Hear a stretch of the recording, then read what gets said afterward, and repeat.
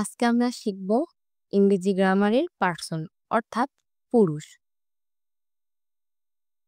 বিভিন্ন সেন্টেন্সে ভার্ব যে ভিন্ন ভিন্ন সাবজেক্টের ওপর নির্ভর করে কাজ সম্পাদিত করে তাদেরকে পার্সন বলে।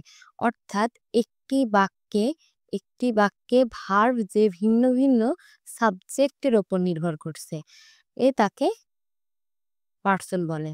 তাহলে এবার কি দেখি, পার্সন ৩ প্রকার: first person, second person, third person.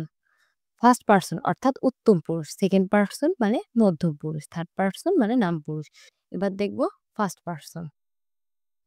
যে পার্সন এর মাধ্যমে বক্তা নিজেকে অথবা নিজেদেরকে প্রকাশ করে বা বোঝায় তাকে ফার্স্ট পার্সন বলে। অর্থাৎ ফার্স্ট পার্সন দ্বারা বক্তা যে বলছে সে যখন নিজেকে বোঝায় তখন তাকে ফার্স্ট পার্সন বলে। ফার্স্ট পার্সন দ্বারা মূলত আমি আমাদেরকে বোঝায়, যেমন আই উই। যেমন আমি খাই, আই ইট। আমরা খাই, উই ইট। আমাদের আছে, উই হ্যাভ। এবার নাম্বার অনুসারে ফার্স্ট পার্সন এর একটা ছক দেখি। নাম্বার যখন সিঙ্গুলার সাবজেক্ট হিসেবে বসবে তখন আই, অবজেক্ট ফ্রম হিসেবে বসবে মি এবং পসেসিভে বসবে মাই অথবা মাইন। এবার নাম্বার যখন প্লুরাল তখন সাবজেক্ট হিসেবে বসবে উই, অবজেক্ট হিসেবে বসবে আস এবং পসেসিভ হিসেবে বসবে আওয়ার। এবার আসি সেকেন্ড পার্সন।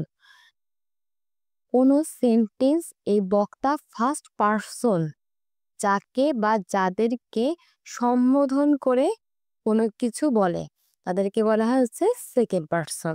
অর্থাৎ ফার্স্ট পার্সনে আমরা দেখলাম বক্তা নিজেকে বলছে বা নিজেকে প্রকাশ করছে, আর সেকেন্ড পার্সনে দেখছি ফার্স্ট পার্সন মানে বক্তা কারো সম্পর্কে কোনো কিছু বলছে, তখন সেটা হবে সেকেন্ড পার্সন। সেকেন্ড পার্সন দ্বারা মূলত তুমি, তোমরা, তোমাদেরকে বোঝায়। You, your. যেমন তুমি খাও, ইউ। তোমরা যাও, ইউ গো। তোমাদের বাড়ি, ইওর হোম। এবার নাম্বার অনুসারে সেকেন্ড পার্সনের একটা ছক। নাম্বার যখন সিঙ্গুলার তখন সাবজেক্ট হিসেবে বসবে ইউ, অবজেক্ট হিসেবে বসবে ইউ এবং পসেসিভ হিসেবে বসবে ইওর, ইওর্স। এবার আসি নাম্বার যখন প্লুরাল সাবজেক্ট হিসেবে বসবে ইউ, অবজেক্ট হিসেবে বসবে ইউ এবং পসেসিভ হিসেবে বসবে ইউ, ইওর এবং ইওর্স। এবার আসি থার্ড পার্সন। আমরা এতক্ষণ দেখলাম ফার্স্ট পার্সন বক্তা নিজেকে বোঝাচ্ছে, বক্তা নিজেদেরকে বোঝাচ্ছে, আর সেকেন্ড পার্সন বক্তা কারো সম্পর্কে কোনো কিছু বলছে। তাহলে এবার আসে থার্ড পার্সনে বক্তা।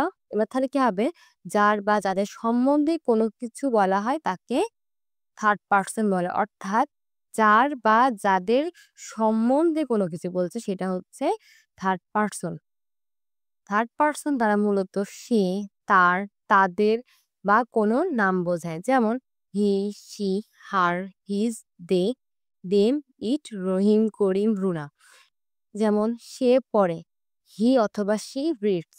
এখানে ছেলে হলে হি ব্যবহৃত হবে এবং মেয়ে হলে শি ব্যবহৃত হবে। তারপরে রিডস। রহিম খেলে, রহিম place.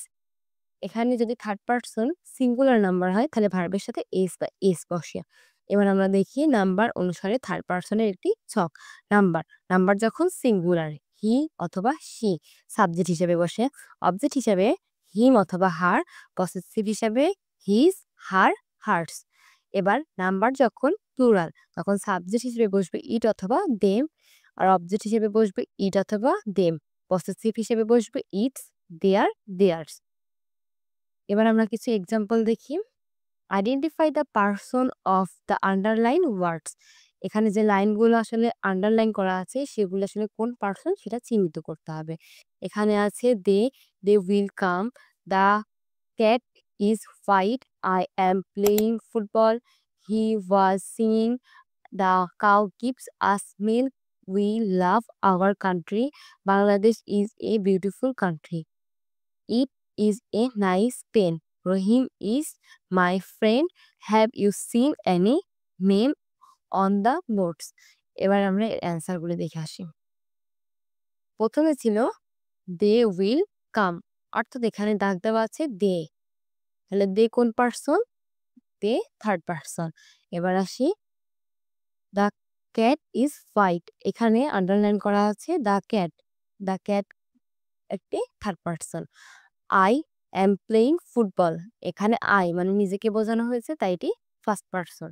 He he was singing, he নিচে আন্ডারলাইন করা অর্থাৎ হি মানে সে অর্থাৎ তৃতীয় পক্ষকে বোঝানো হচ্ছে, তার এটা third person. The cow third person.